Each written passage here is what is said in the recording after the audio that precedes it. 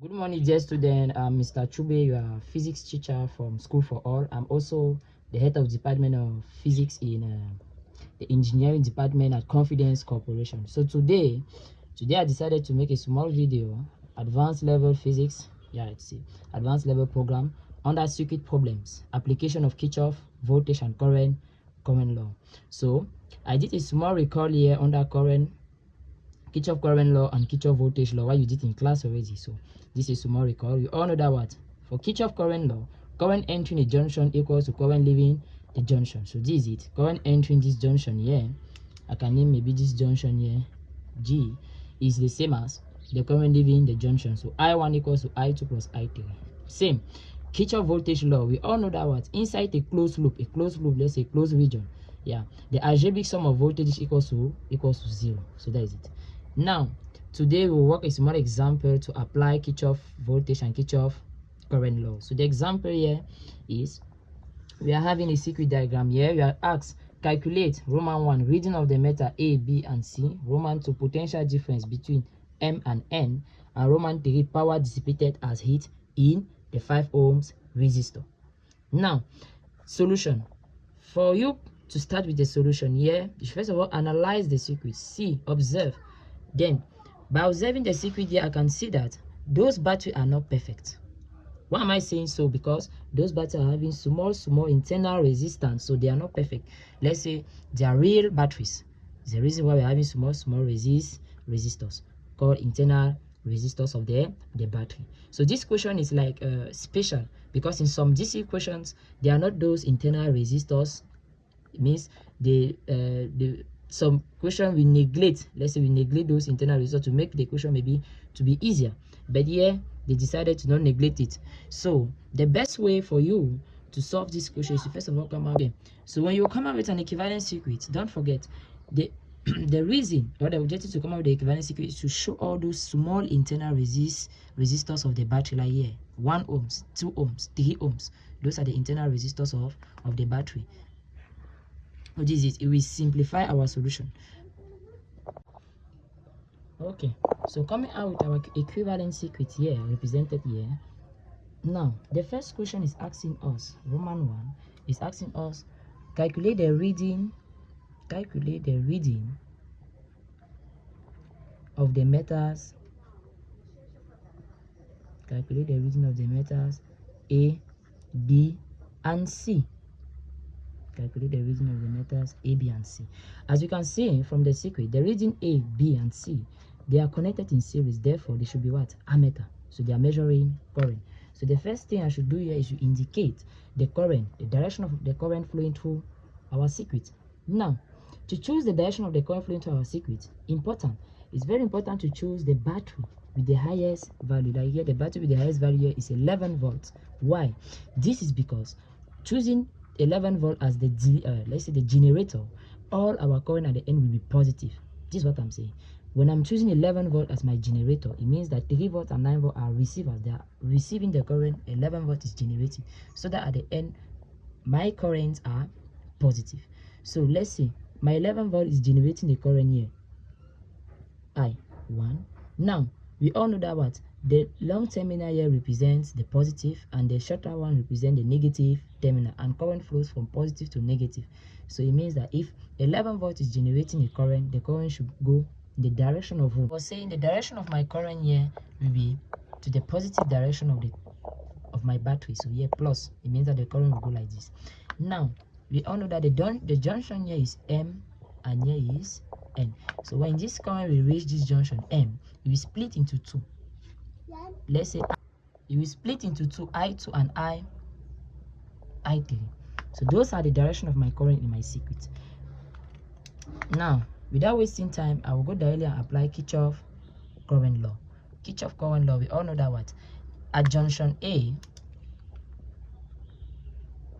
at junction M, pardon, the current entering here is who? Is I1, and the current leaving is I2 and I3. Should be I1 equals to I2 plus I3. I will name this my equation 1. So that is it from Kirchhoff Current Law. Now I will follow by Kirchhoff Voltage Law. Now to come out with Kirchhoff Voltage Law, I should first of all come and represent my loops. Like here, I'm having 2 loops. I can name this one loop 1 and name this one loop 2. Now, how can I choose the direction of my loop? I come here, this is my battery, my generator.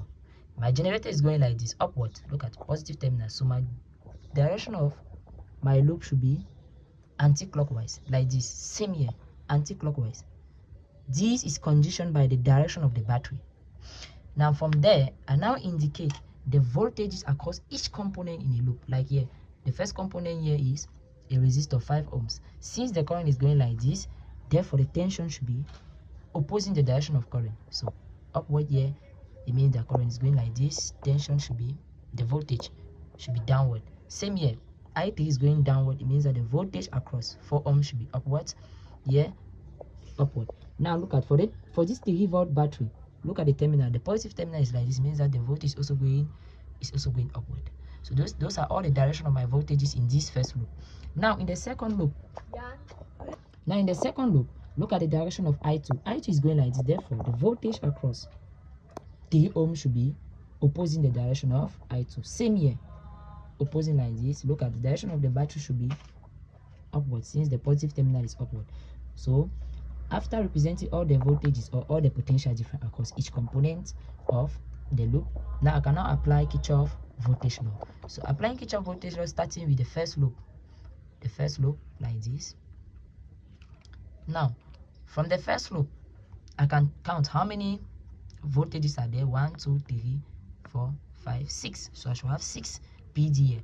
I will start with 3 ohms. Is 3 ohms, is the voltage across 3 ohms going in the same direction of my loop? No, opposite direction. Therefore I should put negative voltage across 3 ohms.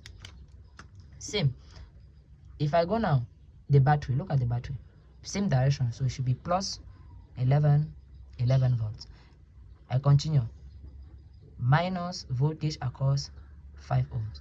I continue, minus voltage across 4 ohms. I continue, minus 3 volts. I continue, opposite direction, so minus voltage across 2 ohms should give me 0. From the sum of voltages equals to 0. I'm applying Kirchhoff Voltage Law. So let us count the number of voltages. 1, 2, 3, 4, 5, 6.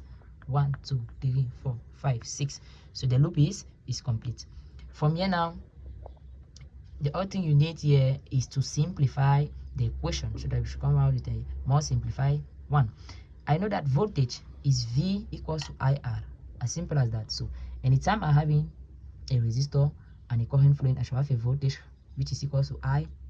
So the voltage across 3 ohms here will be, which current is flowing through 3 ohms? Look at this current I1. It means it is coming from here, going like this. So it is I1. So it will be 3I1 plus, don't forget, 11 minus the voltage across the 5 ohms. This is it. Look at the current flowing through him is I1. So it will be 5I1 minus voltage across 4 ohms. This is it. Current flowing through him I3. 4I3. Don't forget the minus 3. Then minus the voltage across 2 ohms. It is still I3, so it's 2I3 equals to 0. Then I bring items together. This thing is algebraic processes, so it's not difficult. You bring items together. 3 I1 are common. 3 minus, pardon, there was a negative here, so I will have negative 8 I1. Then I3 negative 6 I3. Now 11 minus 3. 11 minus 3 is 8. 11 minus 3, 8. When I bring it in the other way, I will have negative 8. Now I can see that negative 2 is common to all those terms. I will divide all through by negative 2. I will have positive 4 I1 plus 3 I3 equals to 4.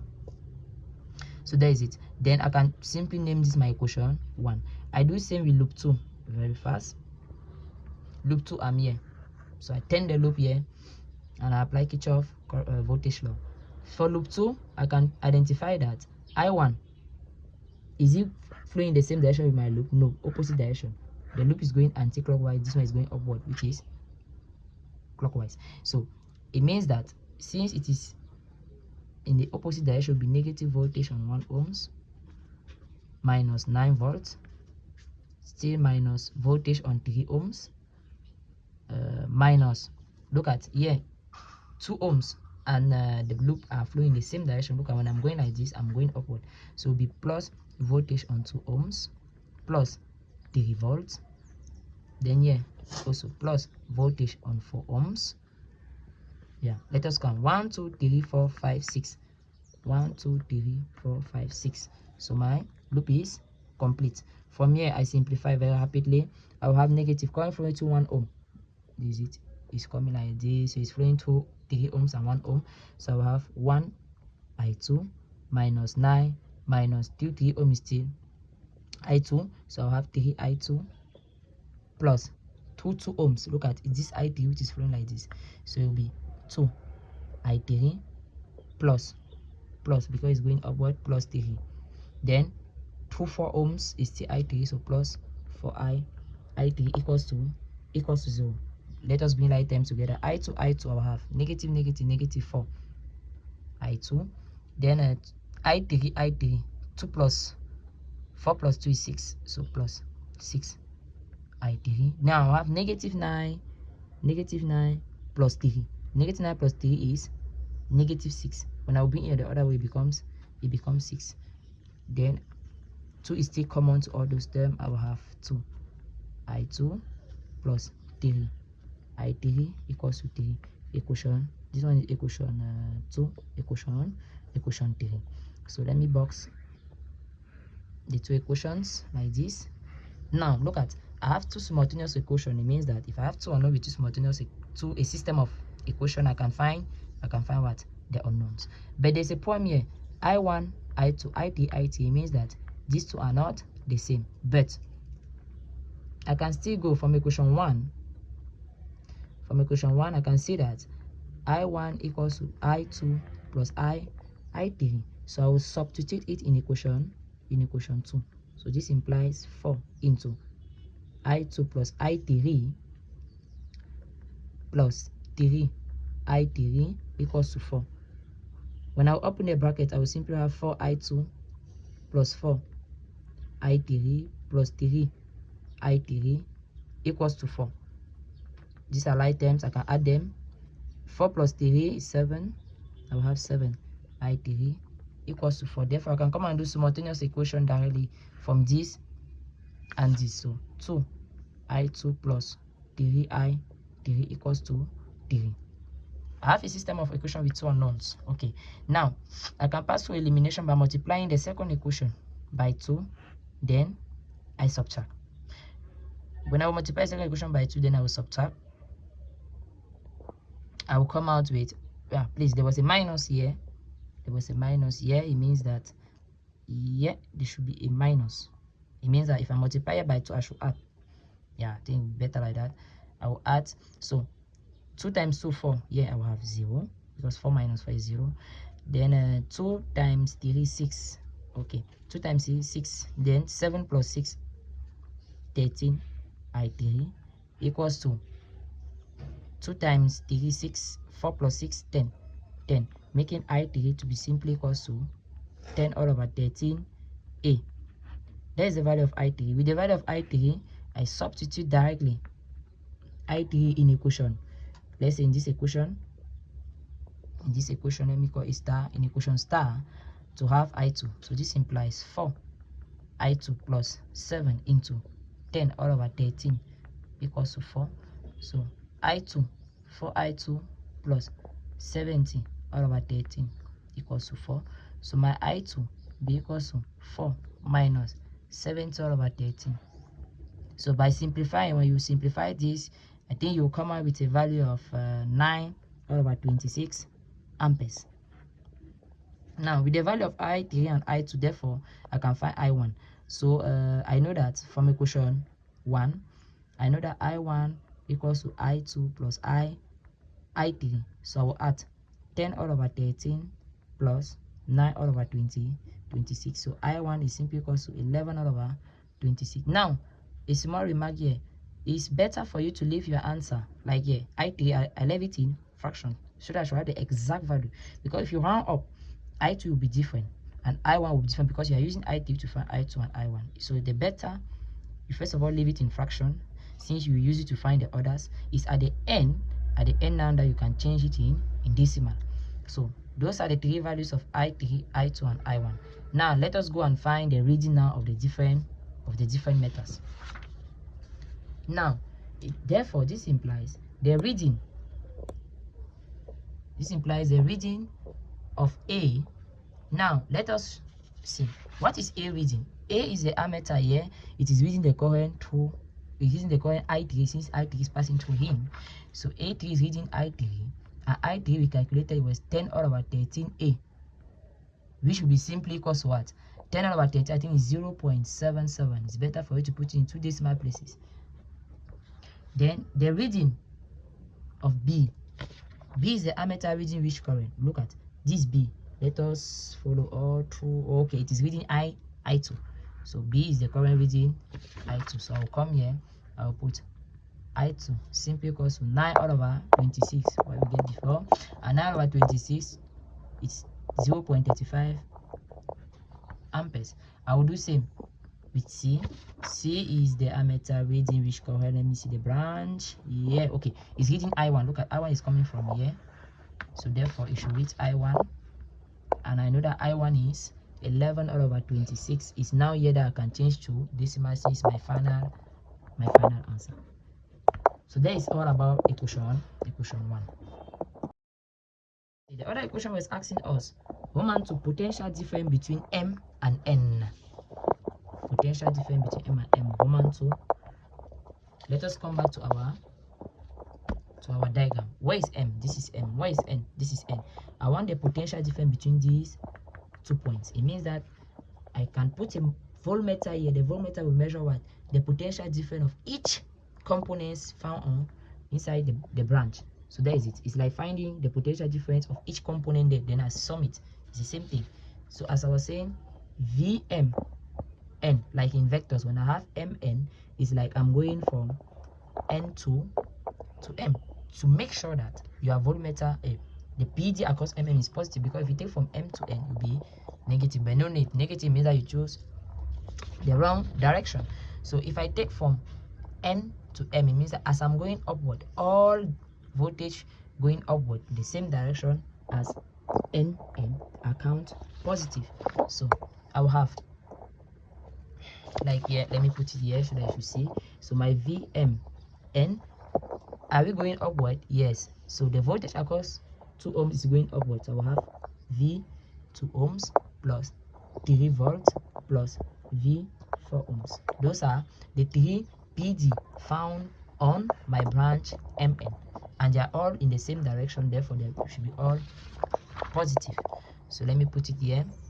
V 2 ohms plus 3 volt plus V 4 ohms.